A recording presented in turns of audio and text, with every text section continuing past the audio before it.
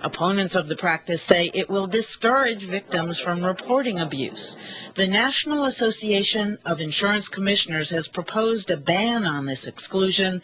The state of Arkansas has passed one. Meanwhile, a bipartisan group of senators this week proposed a health care bill which would ban insurance companies from dropping or denying coverage based on pre-existing conditions. So, Congresswoman Norton, should insurance companies be able to exclude domestic violence as a pre-existing condition? Bonnie, earth to insurance companies. Insurance is to help injured people, not to punish them. Pre-existing conditions are one of the legitimate problem areas that we need to address in healthcare reform, but it shouldn't be a reason to have a government takeover of healthcare reform. Absolutely not. I mean, domestic violence is a crime, and domestic violence survivors and victims shouldn't be punished. No consumer likes health care mandates because it does drive up premiums, but this is outrageous and shocking. How do they get away with this stuff? Because nobody's been looking. That's what the government takeovers are. Take over some regulation so that people can't do outrageous things. And I must say, this is a new low. Well, Bonnie, you know, in 1992, when President Clinton said we're going to do health care reform, the insurance industry said, oh, we'll fix this practice. Here we are right now in 2009. They still haven't fixed it on their own. It proves that we actually need to eliminate the practice. What's interesting is that 50% of the largest insurers, 8 out of 16, actually do this. They actually screen for this.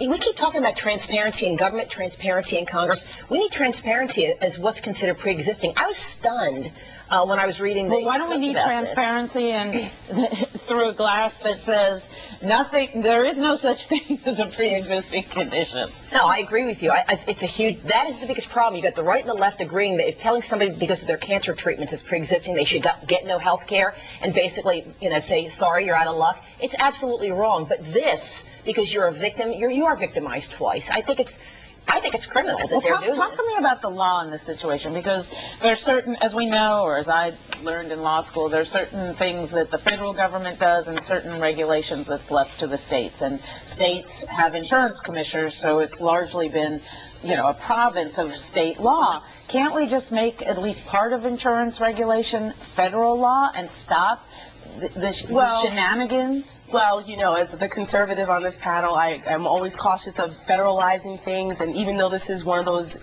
areas where it might be a good idea to federalize it, each state, there's only 8 out of the 50 states that still permit insurance companies to do this. So the states have so far done a good job of regulating this, also with unemployment benefits as well. In most states in the union, they have benefits that say you cannot deny unemployment benefits to a victim of domestic violence. So I think the states see what's going on here and they're doing the right things.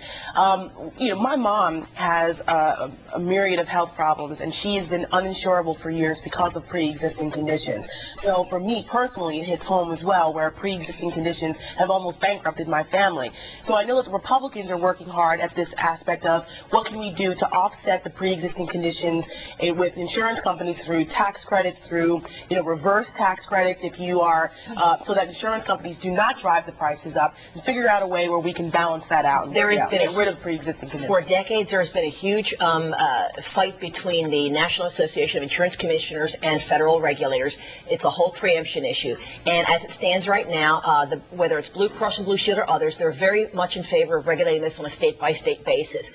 But we do have federal laws like ERISA and some others that are, if they're deemed that important, that it really supersedes state authority. So that's where it is on the legal issue. But so boil it down for members of the audience who haven't worked for the federal government or aren't lawyers.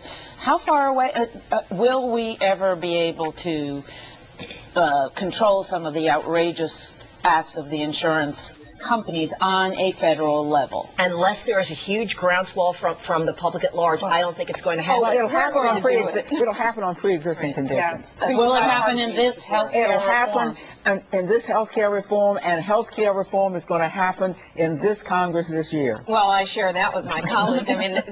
Every single one of the major bills that's pending now in the Congress deals with this question of pre-existing conditions. And so, at a minimum, we're going to do that, and I think that we're going to get major health care reform done, and the insurance industry is going to have to accept that in some of these areas cannot just be left to state law.